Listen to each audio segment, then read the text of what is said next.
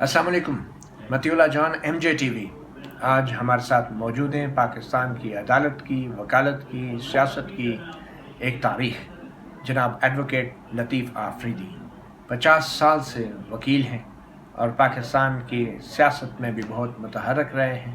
ہم ان سے آج باتیں کرتے ہیں پاکستان کے حوالے سے۔ لطیف آفریدی صاحب، بہت شکریہ آپ نے MJ TV کو وقت دیا۔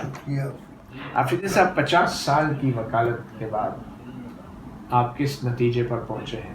کیا وجہ ہے کہ آپ کی آئین کے ساتھ آگاہی اور آئین کے لیے اس جدوجہد کے باوجود بھی آج پاکستان کی سیاست اور جمہوریت اتنی کمزور لگتی ہے؟ کہاں غلطیاں ہوئی آپ سے؟ کس کی ناکامی ہے؟ مطیع اللہ جان صاحب، بات یہ ہے کہ اگر سچ مچ بات کی جائے تو بنیادی طور پر غلطی ان لوگوں کی ہے جن کو ہم رہبران کرام کہتے ہیں، جو ملک چلاتے ہیں۔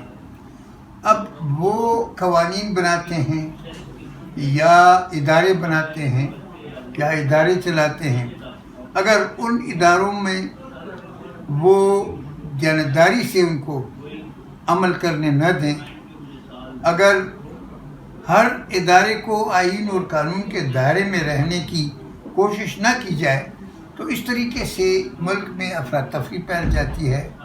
اور میرا جو مشاہدہ ہے اس تمام تر گزشتہ 50 سال اور سے پہلے کہ جو کچھ ہوا اس میں صرف ایک ادارہ مضبوط ہوا، اور اس کو ہم کہتے ہیں پاکستان آرمی، مسلح افواج، اور باقی تمام ادارے، خواہ وہ سیاسی پارٹیاں ہیں، خواہ وہ ملکی اور ادارے ہیں، تو وہ مسلسل کمزور ہوتے جا رہے ہیں۔ یہ مضبوط ہونے سے کیا مراد ہے؟ مضبوط ہونے کے دو معنی ہیں۔ ایک مضبوطی کا مقصد ہوتا ہے سائز میں بڑا، بہت پاکستان کا فوج بہت بھاری بھرکم فوج ہے، اور دوسرا پاکستانی فوج کے پاس قوت بہت زیادہ ہے۔ اس نے ایوب خان نے، جنرل یحییٰ نے، جنرل ضیاء الحق نے، اور جو آخر میں جنرل مشرف صاحب کے تقریباً 40 سال تو انہوں نے پاکستان پر حکمرانی کی۔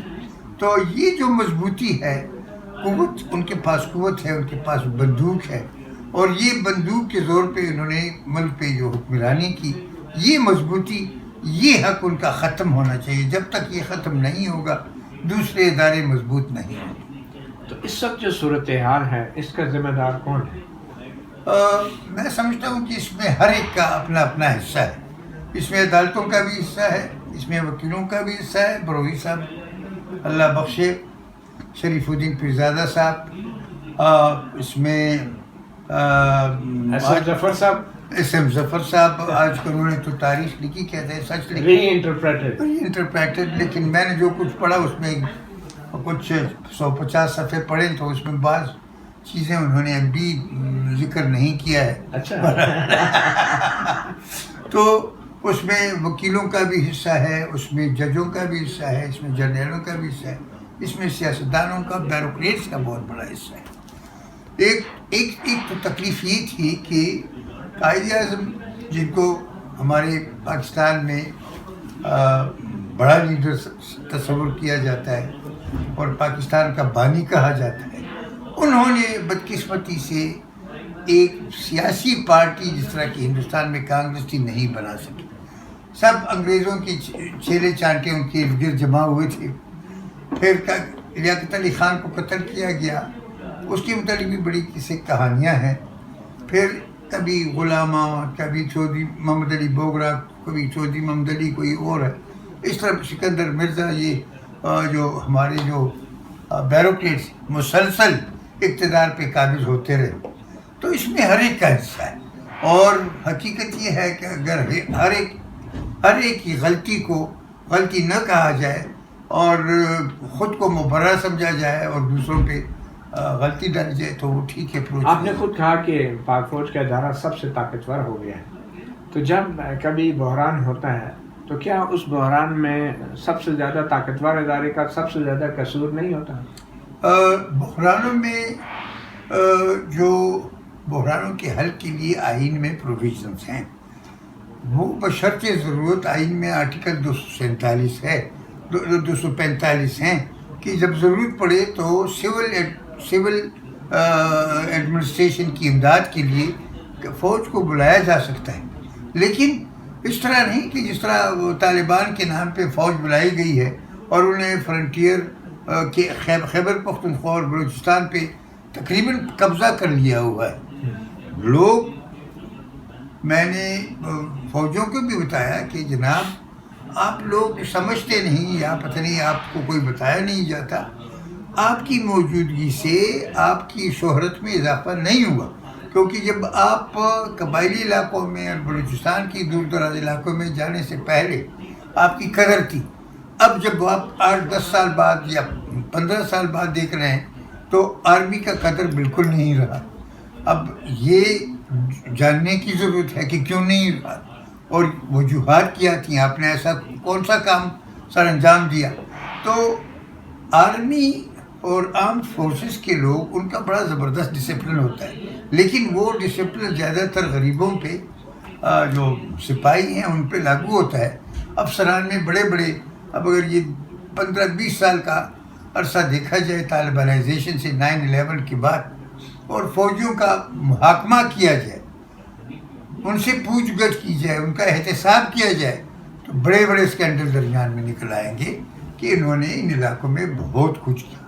آپ اندازہ کریں، میران شاہ کی بازار میں 10,000 سے زیادہ، 10,400 سم دکانیں تھیں، ان کو اس بھری کی بھری تھی، وہ سامان چلا گیا، کون لے گیا مجھے نہیں معلوم، آپ کو نہیں معلوم، کس کو معلوم؟ فرشتوں کو معلوم۔ پھر اس کا اینٹ، اس کی کھڑکی، اس کا دروازہ، اس کا سریا، سب کچھ علیحدہ کر کے وہ کہاں گئے پتہ نہیں۔ میرالی میں کیا ہوا؟ ہمارے جو گھروں سے لوگ گھر ہیں، اورکزئی ایجنسی میں، خیبر ایجنسی میں، ساؤتھ میں، نارتھ میں، باجوڑ میں، محمد میں، مکانات، لاکھوں مکانات تباہ ہوئے۔ وہ سارے مکانات میں مختلف چیزیں تھیں۔ مثلاً مجھے، میرا اپنا گھر بھی اس میں شامل تھا جو تھا، اس میں کچھ اینٹیکس تھے، مجھے ان کا بڑا شوق ہے۔ اس حال کی تو گھر تاریخ ہوتی ہے ایک بندے کی۔ تو فوج کو ان تمام چیزوں پہ نظر ثانی کرنی چاہیے۔ چیزیں ملی آپ کو؟ نہیں، ختم، وہ نہیں مل سکتی۔ نظر ثانی ہونی چاہیے، اپنے لوگوں سے تجاویز مانگنی چاہیے، لوگوں سے پوچھنا چاہیے کہ کیوں اب اس 20 سال پہلے کی طرح فوج سے محبت کیوں نہیں کی جاتی، پیار کیوں نہیں کی جاتی، رسپیکٹ کیوں نہیں کی جاتی۔ تو یہ مسئلے ہیں۔ پھر یہ سیاسی جماعتوں کی بھی تو کمزوری ہے نا۔ آپ عوامی نیشنل پارٹی میں اتنا عرصہ آپ نے کام کیا، تو کیا یہ عوامی نیشنل پارٹی کی کمزوری نہیں ہے کہ وہ آپ اپنے لوگوں کے حقوق کے لیے اس طرح آواز نہیں بلند کر سکے؟ اور آج ہم دیکھتے ہیں کہ پشتون تحفظ موومنٹ اور PTM جو ہے وہ سامنے آ رہی ہے، تو اس میں کمزوری تو ہے۔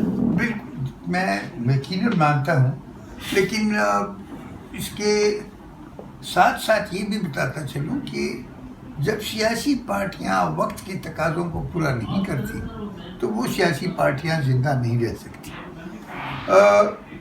PTM جو سامنے آ گئی ہے بطور تحریک کے جماعت کے، وہ یقیناً جو پشتونوں کو تکالیف درپیش ہیں، جو وہاں مسائل درپیش ہیں، جو ان کے گھر بار جلائے گئے، جو ان کو بے دخل کیا گیا، ان کو IDPs بنایا گیا، وہ بہت کچھ ہوا اس میں، یہ اس کا اظہار۔ اب اس کو دشمن کے طور پہ نہیں سمجھنا چاہیے۔ PTM کے لوگوں کو بھی محض گالی دینے والا مسئلہ ختم کرنا چاہیے، انہیں بھی آئین اور قانون کے دائرے کے اندر جو ابھی تک ان کے ساتھ ہوا، آپ کے خیال میں PTM کے ساتھ علی وزیر، محسن داوڑ کے ساتھ وہ آئین اور قانون کے مطابق ہوا؟ نہیں، یہ تو بالکل، میں خود ان کا وکیل رہا ہوں، میں نے جو ریکارڈ دیکھا اور وہاں جو کچھ سنا اور اس کی ویڈیو دیکھی، تو ان کے ساتھ زیادتی ہوئی، گھوٹ زیادتی ہوئی، اور وہ ان کو ڈرانے، دھمکانے، دبانے کی ایک بالکل شعوری کوشش تھی، جو کہ میں سمجھتا ہوں جائز نہیں۔ اور جو 15 افراد مارے گئے، وہ کس کا قصور ہے؟ یہ لوگ وہاں گئے بطور MNAs کہ یہ جو دھرنا ورنا ہے اس کو اس کو اٹھایا جائے یا ان سے بات چیت کی جائے. تو وہاں شاید there was pre planning maybe دونوں سے ان میں کچھ یہ سول لوگوں میں جو دھرنے والے تھے ان میں کوئی اکا دکا مسکریئنٹس ہوں اور فوجوں نے بھی ان کے لیے تیار کی تھی. تو فائرنگ جو شروع کی گئی یہ میں نے عام لوگوں سے پوچھا کہ کس نے شروع کی, اور جب یہ دونوں بیریئر تقریباً 800 فٹ کے فاصلے پر تھے, علی وزیر اور محسن جب یہ دونوں بیریئر کراس کر کے اس سے آگے چلے تو ان پہ فائرنگ شروع کی گئی. پھر ممکن ہے دوسری طرف سے بھی فائرنگ کی گئی ہو, لیکن فائرنگ فوجیوں نے کی ہے. اچھا چلیں واپس آتے ہیں ہم, کیونکہ آپ 50 سالہ وکالت کے بعد آج جو صورتحال آپ سمجھتے ہیں کہ جو ہماری عدلیہ اپنی ذمہ داریاں آج کی صورتحال میں پوری کر رہی ہیں؟ اصل میں عدلیہ کو بھی میں بطور ایک ادارے کا اس نظر سے دیکھتا ہوں کہ پاکستان میں عمومی طور پہ تمام قوانین اور ادارے ایک روٹینسٹ قسم کے فنکشنز پرفارم کرتے ہیں, روٹین کا کہ جس میں کوئی روزمرہ کے جو کام ہوتے ہیں بس یہ کریں وہ کریں, وہ آئین کی روح کے مطابق. تو اس میں ہم نے, ہمارے سیاستدانوں نے, ہمارے ججوں نے, ہمارے وکیلوں نے نئے نویلے خیالات ماحول میں جو معروضی ماحول میں تبدیلی آتی ہے. مثلا ایک مڈل کلاس, بہت بڑا مڈل کلاس پیدا ہوا پاکستان میں. اقتصادی طور پر بعض یہ خیبر پختونخوا میں اور کسی حد تک سینٹرل پنجاب میں اور بعض جو بلوچستان کا پشتون حصہ ہے, ان میں مڈل کلاس کافی حد تک, وہاں سرداری اور زمینداری جاگیرداری پہ اچھا خاصا ضرب لگا. سندھ میں جاگیرداری ہے, صدرن پنجاب میں جاگیرداری ہے. عدلیہ اپنی ذمہ داری پوری کر رہی ہے. تو اس میں عدلیہ نے تو ذمہ داری یہ ذمہ داری پوری کرنے کے برابر ہے کہ وہ عدلیہ فیصلہ دے دے کہ اصلاحات, زرعی اصلاحات جو ہیں اسلام کے منافی ہیں. تو یقینی بات ہے کہ عدلیہ نے یا مارشاء اللہ کی حمایت میں جو فیصلے دیے یا اس قسم کے جاگیرداری کے حق میں اگر ایسا فیصلہ دیا تو ان کی وجہ سے اچھا خاصا معاشرے پر نیگیٹو. آج کیا صورتحال؟ آج بھی صورتحال کوئی زیادہ بہتر نہیں ہے. البتہ جو سپریم کورٹ ہے, ہائی کورٹس ہیں, ان پہ یقیناً دباؤ ہے, اور وہ دباؤ جو ہے ہمیں وکلاء جو ہم کنونشن کر رہے ہیں, جو ہم جدوجہد کر رہے ہیں, وہ اسی لیے کر رہے ہیں کہ عدلیہ کو آزاد کیا جائے, ان پہ دباؤ کم ہو اور یہ ٹھیک اور آئین اور قانون کے مطابق. مگر 2007 میں جو تاریخی وکلا تحریک چلی, اس کی کامیابی کے باوجود بھی آج عدلیہ اور وکیل جو ہے ان دونوں پہ انگلیاں اٹھ رہی ہیں. یقیناً بات یہ ہے کہ وکلاء اور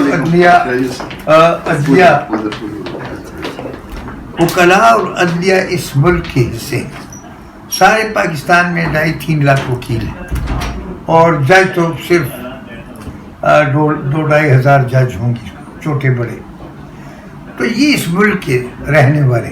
اب جب تک اس ملک میں بہتری نہیں آئی, اور بہتری آنے کے 2 طریقے, ایک عدلیہ کی طرف سے بہتری کے امکانات کو روشن کروانا, ان کو آگے بڑھانا, پھر لوگوں کی طرف سے عدلیہ کو مضبوط کرنا, ایک باہمی عمل کا نتیجہ. اچھا یہ بتائیں, ہماری وکالت اور ہماری عدالت میں کتنی کرپشن ہے؟ اس میں بالکل کرپشن ہے, وہ وکالت میں بھی ہے اور عدالتوں میں بھی چھوٹے بڑے پیمانے پر ہے, لیکن اس کو چیک کرنے کے لیے جو میجرز ہوتے ہیں وہ کافی نہیں ثابت ہو رہے ہیں, ڈسپائٹ یہ کہ ہر دفعہ کرپشن کے خلاف ہر چیف جسٹس یا کبھی کبھی وکلاء قرارداد پاس کر دیتے ہیں, یہ ہوتا ہے وہ ہوتا ہے. وکیل بھی مختلف طریقوں سے کرپشن کرتے ہیں, اور ججز میں بھی مسئلہ چلتا ہے. تو یہ ایک کوآرڈینیٹڈ ایفرٹ ہونی چاہیے عوام کی طرف سے بھی, وکیلوں کی طرف سے بھی, ججز کی طرف سے بھی اور جرنلسٹ کی طرف سے بھی, کہ ہم یہ جو ہمیں ڈراتے ہیں کہ اگر ہم کہیں کہ فلاں جج نے پیسے لیے کرپٹ ہے تو کنٹمپٹ آف کورٹ کی وجہ سے اس کو سزا دیں گے, اس قسم کے حربے ختم ہونے چاہیے تاکہ. لیکن جوڈیشل کونسل بھی اس کے اجلاس ہو رہے ہیں, جسٹس قاضی فائز عیسیٰ کے خلاف حکومتی ریفرنس کی سماعت ہو رہی ہے, اور دوسری طرف نیب کا ادارہ بھی بڑا مستعد ہے, لیکن جو وکیلوں کے حوالے سے ڈسپلنری کمیٹی ہیں یا ڈسپلنری ٹرائبونل ہیں جو بار کونسل کے, جن کی سربراہی ججز حضرات کرتے ہیں, وہ فعال کیوں نہیں؟ وہ بالکل ہے, اس کے پاس جو کیسز بہت کم کیسز آتے ہیں. اگر وکیلوں کے مس کانڈکٹ کے کیسز کہیں ہیں تو میں متعلقہ بار ایسوسیشن سے, متعلقہ بار کونسل سے اپیل کروں گا کہ وکیلوں کے مس کانڈکٹ کو معاف نہ کیا جائے, ان کے خلاف کارروائی کی جائے, تاکہ جو وکلاء میں میل پریکٹسز ہیں ان کو چیک کیا جائے اور عدل کا جو نظام ہے وہ اصل اپنے مقصد کی طرف ٹھیک کرے. ابھی جو جوڈیشل کونسل جسٹس قاضی فائز عیسیٰ کے خلاف حکومتی ریفرنس کی سماعت کر رہی ہے, اور اس کے بعد 10 رکنی فل کورٹ جو ہے اب سپریم کورٹ جسٹس قاضی فائز عیسیٰ کی آئینی درخواست پر غور کر رہی ہے, تو آپ کے خیال میں جو موجودہ فل کورٹ ہے جو کہ جسٹس قاضی فائز عیسیٰ کی درخواستوں کا جائزہ لے رہی ہے, وہ فل کورٹ اپنا کام کر رہی ہے آئین کے قانون کے مطابق؟ کوئی دباؤ ہے؟ آپ کو کیا نظر آ رہا ہے؟ نہیں, میرے خیال میں جو ہم نے جو 4 دن آرگومنٹ شروع ہوئے ہیں تو عدالت میں ایسا نہیں لگتا کہ ان پہ کوئی دباؤ ہے. البتہ چونکہ جو سینئر موسٹ ججز ہیں سپریم کورٹ کے وہ اس بینچ سے باہر ہیں, چیف جسٹس 2 سینئر موسٹ ججز وہ بیٹھ بھی نہیں بیٹھ سکتے تھے, تو اب اس لیے جب کل یہ 2 دن آرگومنٹس ہوئے تو عدالت اور وکلاء دونوں میں ایک ردم شروع ہوا, ایک سلسلہ ٹھیک طریقے سے کمیونیکیشن اور سوال اور جواب اور سلسلہ, اور اس سے کیس کی شکل بھی لوگوں کے سامنے آنے لگی. تو میں سمجھتا ہوں کہ یہ 10 رکنی بینچ میں اکا دکا اگر کوئی ہے, وہ بھی میں نہیں سمجھتا کہ اس کوئی دباؤ میں آ سکتا ہے, کیونکہ 10 جس نے وہ کہتے ہیں نا کہ جس نے مر گیا بوہ جس نے دار, کہ جب اکٹھے لوگ مر جاتے ہیں تو ایک جشن بن جاتا ہے. اتنے بڑے 10 جج بیٹھ کر اس پہ کوئی دباؤ, لیکن فیصلہ تو وہ ہوتا ہے جو ایک جج کی اکثریت سے ہوتا ہے. ٹھیک ہے, لیکن میں سمجھتا ہوں کہ یہ فیصلہ بہت باری اکثریت سے ہوگا. اچھا, اور کس کے حق میں ہوگا؟ وہ بالکل مجھے یقین ہے قاضی فائز عیسیٰ کے حق میں ہوگا. اچھا, دوسرا یہ بتائیں کہ جنرل مشرف کے خلاف آئین سے سنگین غداری کا کیس وہ چل ہی نہیں رہا, وہ مہینے کی تاریخیں پڑ جاتی ہیں, 2 3 ہفتے کی, پھر وکیل آتا نہیں ہے, کبھی ڈینگی ہو جاتا ہے, کبھی کیا ہوتا ہے, اور دوسری طرف سیاستدانوں کو نئے کیسز بنا کے جیل میں ڈالا جا رہا ہے. تو یہ آپ سمجھتے ہیں کہ کوئی مسئلہ ہے؟ یہ جو میں نے کہا یہ فوج کی طاقت کا اظہار ڈیفینیٹلی. مجھے پرسنلی پتہ ہے جو شریف تھے, کیا نام تھا, راحل شریف, ان کے پرویز مشرف کے ذاتی تعلقات تھے, فیملی کے ساتھ تھے, اور انہوں نے جس طریقے سے ان کو بچایا, لے گیا, یہ کیا وہ کیا, اور ابھی تک وہ کہتے ہیں کہ ہم ایک جنرل کو کیسے غداری کے مقدمے میں سزا ہوتے ہوئے دیکھ لیں. یہ تو پاکستان آرمی کا چہرہ جو ہے اس پہ اس کا افیکٹ ہوگا, اسٹگما ہوگا. تو یہ سوچ نہیں ہونا چاہیے. جو بھی ہے, اگر آپ بلوچستان میں ایک جنرل کو, لیفٹیننٹ جنرل کو اس وجہ سے نکال سکتے ہیں کہ جناب اس کو پیسوں میں ملوث ہے یا کہیں اور کر سکتے ہیں, تو مشرف یا وزیر اعظم سے ملاقات کر لی اس نے یا تو مشرف کون سا فرشتہ ہے, اس کے متعلق بہت سی قصے کہانیاں ہیں, تو اس کو بھی. تو آپ کے خیال میں ہماری عدالت جو ہے کبھی جنرل مشرف کو سزا دے پائے گی؟ اگر یہ عدالت ہے اور اس کے پاس وہ ایویڈنس ہے کہ جنرل مشرف نے آرٹیکل 6 کی وائلیشن کی ہے, تو میرے خیال میں عدالت کو ضرور سزا دینی چاہیے, اور میں کہتا ہوں دے گی. اور یہ جو جج ارشد ملک احتساب عدالت کے جج کی ویڈیو کا مسئلہ سامنے آ گیا ہے, تو اس کے بعد بھی آپ یہ سمجھتے ہیں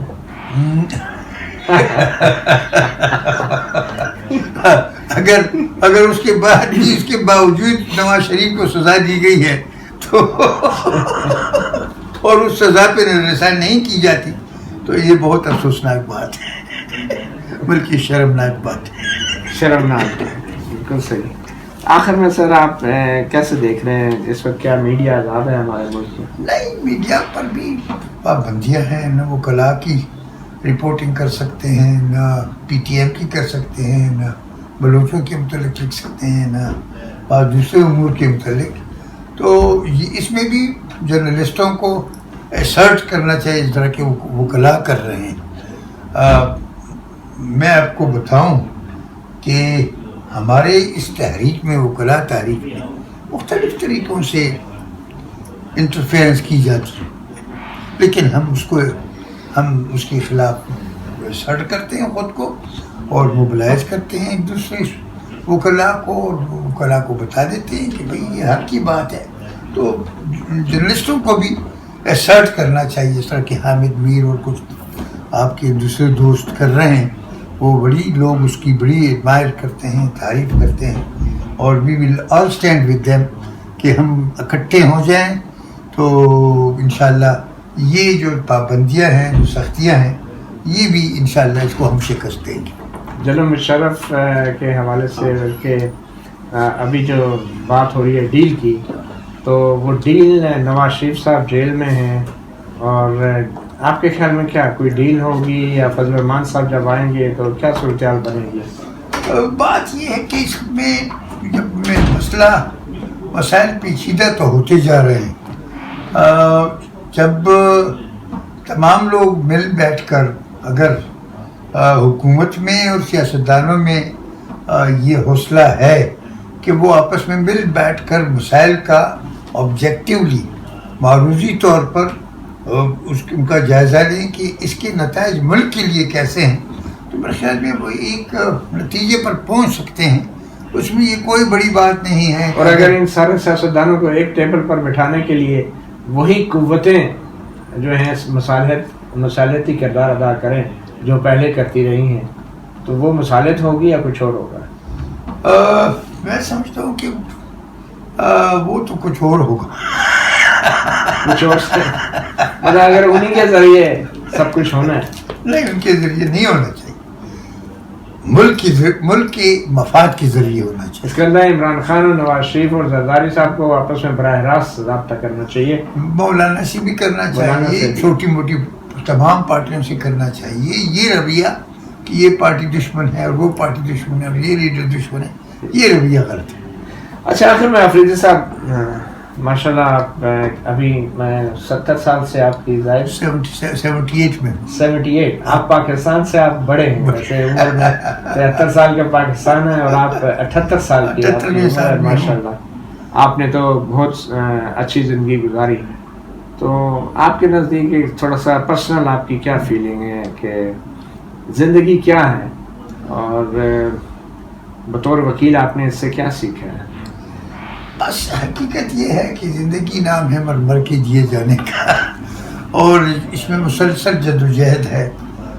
اس معاشرے میں تو اب جہاں مالدار ہوتا جا رہا ہے، غریب ہوتا جا رہا ہے، مڈل کلاس کے لیے بھی اوقات مشکل ہو رہے ہیں، تو مستقبل میں معاشی لحاظ سے میں غریبوں کے لیے سخت دن دیکھ رہا ہوں، اور مڈل کلاس، مجھ جیسے مڈل کلاس والے لوگوں کے لیے بھی زیادہ مزید سختیاں، مشکلات جو ہیں وہ آنے والی۔ آپ خوش ہیں اپنی لائف جو گزاری آپ نے؟ میں نے جو کچھ کیا زندگی میں نے اپنی زندگی میں مزدوروں کی، غریبوں کی، سیاسی ورکروں کی، بہت، میں سمجھتا ہوں میری زندگی کا مور دین 50% سے زیادہ ان کے لیے گزرا، تو میں اس پہ بڑا مطمئن ہوں۔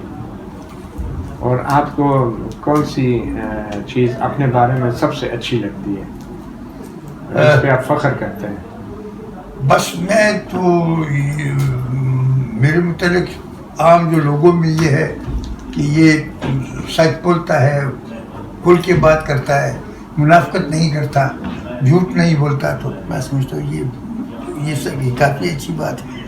آپ کا آئیڈیل سیاستدان کون رہا ہے اس ملک میں اس ملک میں تو میرا نہیں کوئی آئیڈیا. ویسے اس کے علاوہ کیا؟ ہاں بھٹو صاحب بہت ذہین آدمی تھا, بہت انٹیلیجنٹ پڑھا لکھا آدمی تھا, لیکن آخر تو بھٹو صاحب جو تھے وہ بہت ہی ایسے آدمی تھے, بہت پڑھے لکھے آدمی تھے, بہت بہادر آدمی تھے. اس نے بہادری کا مظاہرہ کیا, زندگی کو قربان کیا اور کمپرومائز نہیں کیا. لیکن ساتھ ہی اس نے کچھ کمزوریوں کا, کچھ غلطیوں کا, ان سے غلطیاں سرزد ہوئی جس کی وجہ سے وہ ٹریپ ہوا. اور الٹیمیٹلی جو فیوڈل لوگوں میں جنرل ضیاء الحق نے 2-4 دفعہ قسم کا اٹھا کے قرآن پہ ہاتھ رکھ کے کہا کہ میں آپ کا وفادار رہوں گا. اس نے اس کو بغیر بلا نمبر اس کو بنایا چیف آف اسٹاف, اور الٹیمیٹلی اسی نے اس کو پارسی پہ چلایا. تو یہ جو فیوڈل سسٹم کی بعض غلطیاں تھیں اس میں, بھٹو صاحب کو انہی غلطیوں نے تاریخ میں اس طرف لے گیا کہ جہاں اس کو نہیں جانا چاہیے تھا. آپ کا پسندیدہ جج کون سا ہے؟ میرا پسندیدہ جج تو یہ میرے خیال میں اب تو میرا کوئی پسندیدہ جج نہیں جو کوئی ایسا جج جو شروع میں آپ بڑا آئیڈیلائز کرتے ہوں لیکن اچانک پھر آپ کو کوئی بات کی وجہ سے مایوسی ہو گئی کہ یہ تو غلط بنا ہے. میں یہ سعید کھوسہ صاحب کو جانتا ہوں کافی عرصے سے, اور میں اسے کافی امپریس تھا, اور بڑا پڑھا لکھا آدمی ہے. لیکن بعض میں خاص کر نواز شریف کے فیصلے کی وجہ سے میں اس سے بہت ہی مایوس ہوں. کیا وجہ, کیا مایوسی کی فیصلے میں ایسی کیا بات ہے؟ اس نے وہ جو فیصلہ جس طریقے سے لکھا تو وہ گاڈ فادر والی اس قسم کی باتیں, اور وہ خام خواہ اس کی کوئی ضرورت نہیں تھی, اور نواز شریف کو ایک جبر کا نشانہ بنایا گیا. جنرل باجوہ صاحب کے بارے میں آپ کی کیا رائے ہے؟ تو باجوہ صاحب تو بس ہے, یہ اس کے عقائد سے کوئی کام نہیں. وہ ملک کے لیے کیا کرتے ہیں, کیا کچھ اس نے کیا ہے. یہ جو جب ہمارے وزیر اعظم کو بچانے کی کوشش کرتے ہیں, میرے خیال میں اچھی خاصی کوششیں ان کی. کون, عمران خان کو تو جو 25 جولائی کے الیکشن ہے, اس حوالے سے آپ کیا کہتے ہیں؟ نہیں, 25 جولائی کی الیکشنز ہوں یا اس کے علاوہ سی پیک کا مسئلہ ہو یا اربوں سے مسئلہ ہو, تو یہ تمام مسائل ایسے ہیں کہ جس میں اگر عمران کے ساتھ باجوہ صاحب نہیں ہوں گے تو میرے خیال میں عمران صاحب تو 2-4 مہینے بھی اس میں کو نہیں چلا سکتے. لیکن کیا اس طرح کی ارینجمنٹ جو ہے یہ آئین کے روح کے مطابق ہے؟ وہ آئین کے روح کے مطابق تو آئین کی روح اور فارم اور ہر قسم کے خلاف ہے, لیکن یہ اس کو ایسا بنایا گیا ہے کیونکہ عمران صاحب جن لوگوں کی حمایت سے آئے ہوئے ہیں, تو باجوہ صاحب ان کا وہ ہے, سب سے لیڈر ہے, ان کا ہیڈ ہے. ان کا اگر آپ کو دوبارہ موقع ملے, اگر آپ دوبارہ اس دنیا میں پیدا ہوں تو کیا آپ وکیل بنیں گے؟ نہیں, میں نہیں بنوں گا. کیوں؟ وکیل کی بہت سخت زندگی ہوتی ہے, اگر تھوڑی بہت دیانتداری ہو کل تو. کیا سخت, آپ کو کیا مشکل زندگی میں پیش آئی؟ سب سے بڑی مشکل آپ کی کیا رہی؟ دیکھو, وقت کا مشکل پڑتا ہے. پڑھنے کی جو انسان میں جو کیپیسٹی ہوتی ہے وہ کمی ہوتی ہے. آپ کیسز آپ کے ساتھ زیادہ ہو جاتے ہیں, پبلک ریلیشن ہوتی ہیں, یہ ہوتا ہے, وہ خاندانی ذمہ داریاں ہوتی ہیں. ویسے تو اگر زندگی کو انجوائے کرنا ہے تو بس آدمی ایک فیوڈل لارڈ ہو, بس وہ مزے کرے. آپ وہی بننا چاہیں گے جن کے خلاف اس زندگی میں آپ لڑتے رہے؟ نہیں, میں وہ نہیں بنوں گا. ہاں, کوئی بھی کام جو 8 گھنٹے 8 گھنٹے 6 گھنٹے کام، مجھے کوئی بھی کام میرے ذمہ ہو تو میں اس کو کر سکتا ہوں، پورا کروں گا۔ آپ کی ویسے کیا خواہش ہے زندگی کی؟ کیا مقصد تھا جو آپ سمجھتے ہیں آپ نے حاصل کیا؟ آپ کا ذاتی یا آپ کا سماجی کوئی ایسے مقاصد جس میں آپ سمجھتے ہیں آپ نے بہت اچیو کیا؟ بس میں نے تو یہ ہے کہ میں تو یہ تھا، میں شروع سے اس نقطۂ نظر کا تھا کہ میرے تعلیم میں، میری شخصیت میں صرف میرے والدین کا حصہ نہیں ہے، بلکہ یہ معاشرے کا اجتماعی ایک کام ہے۔ اس لیے مجھے معاشرے کو وہی کچھ ریٹرن کرنا چاہیے جو کچھ معاشرے نے میرے اوپر انویسٹ کیا۔ تو میں سمجھتا ہوں میں نے معاشرے کو اس کے 100 گنا زیادہ وہ ریٹرن کیا جو معاشرے نے مجھ میں انویسٹ کیا، اور میں اسی لیے مطمئن ہوں کہ میں نے اپنے زندگی میں محتاج لوگوں کو، غریبوں کو، مزدوروں کا، کسانوں کا، مظلوموں کا اچھا خاصی میں نے اپنے اس کے مطابق، بس کے مطابق میں نے ان کی خدمت کی۔ کبھی پیسے کی، دولت کی تنگی ہوئی؟ نہیں، بالکل۔ مجھے میرا والد قبائلی سطح پر اچھے خاصے حیثیت کا مالک تھا، کاروبار بھی تھا ہمارا، ہماری زمینیں بھی ہیں، پشاور میں بھی تھی، پنجاب میں بھی تھی، وہ تو بیچ۔ تھوڑا سا بچوں کے بارے میں، فیملی کے بارے میں۔ فیملی میری بس 2 بچے میرے وکیل ہیں، پڑھے ہوئے ہیں، تیسرا بس زمینوں پہ بیٹھا ہوا ہے، میری 2 بیٹیاں ہیں، وہ شادی شدہ ہیں، تو میں ان سے فارغ ہوں تقریباً۔ اور نئے جو نوجوان وکیل ہیں، جو نوجوان نسل ہے، اس کے لیے کیا پیغام؟ کہ وہ خدا کے لیے وہ کتاب پڑھیں، وہ محنت کریں، وہ اپنے ملک سے پیار کریں، اور ایمانداری، دیانتداری، سچ اور دیانت کا راستہ اختیار کریں۔ اور آخر میں کچھ الجھن عام لوگوں کے ذہن میں پیدا کی جاتی ہے کہ ملک ہوگا تو آئین ہوگا، تو آئین اہم ہے یا ملک اہم ہے؟ اگر کوئی یہ پوچھے تو آپ کا کیا جواب؟ نہیں، بات یہ ہے کہ ملک کے بغیر آئین نہیں ہو سکتا، اور آئین کے بغیر ملک نہیں چل سکتا۔ یہ دونوں ایک دوسرے کے ساتھ مربوط ہیں، لازم ملزوم ہیں۔ اگر آئین نہیں ہوگا تو اس کا مطلب یہ ہے کہ ملک نہیں ہے، اور یہ بالکل ایک قبائلی علاقہ ہے یا صحرا ہے، اور صحراؤں میں تو جانور ہی رہتے ہیں، انسان تو وہاں کیا رہیں گے جب کوئی قانون قاعدہ نہیں۔ اور جب آئین ہوگا، ملک نہیں ہوگا، تو آئین کہاں چلے گا، کس پہ لاگو ہوگا؟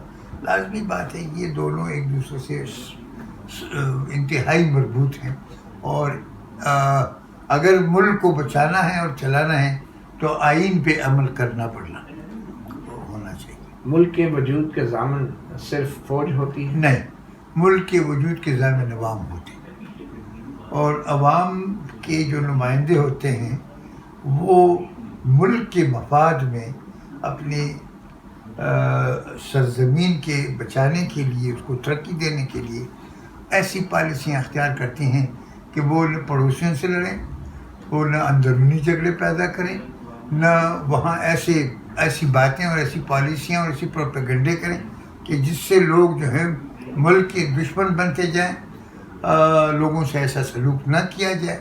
تو میں سمجھتا ہوں کہ پھر ملک کو کچھ نہیں ہوتا، اور نہ ملک کوئی توڑ سکتا ہے نہ ٹوٹ سکتا ہے۔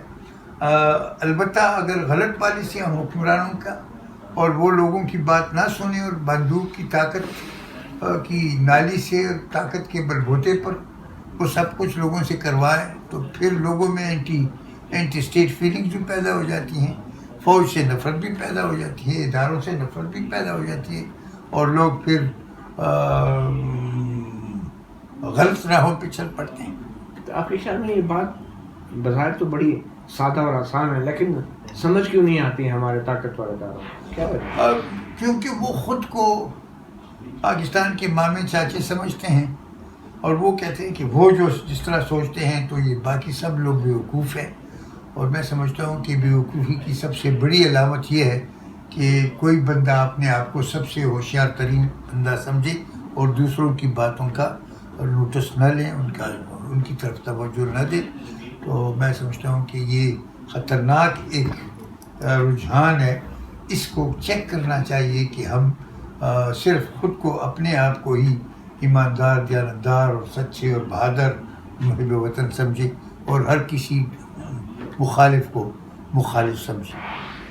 بہت شکریہ لطیف آفریدی صاحب، مطیع اللہ جان MJTV کو Thank you وقت very دینے کا. much. ہمیں بڑے اعزاز کی بات ہے. لطیف آفریدی صاحب 50 سال وکالت کی، 78 سال عمر، پاکستان سے زیادہ ان کی ماشاءاللہ سے عمر ہے، اور ہم نے ان کی قیمتی باتیں سنی، مشورے سنے، تجزیہ سنا، اور مجھے یقین ہے کہ لطیف آفریدی ایڈوکیٹ جیسے ایک عظیم شخصیت کی ان باتوں سے ہماری نوجوان نسل اور ہمارے ادارے بھی کچھ سبق ضرور حاصل کریں گے. مطیع اللہ جان MJTV کو اجازت دیجیے.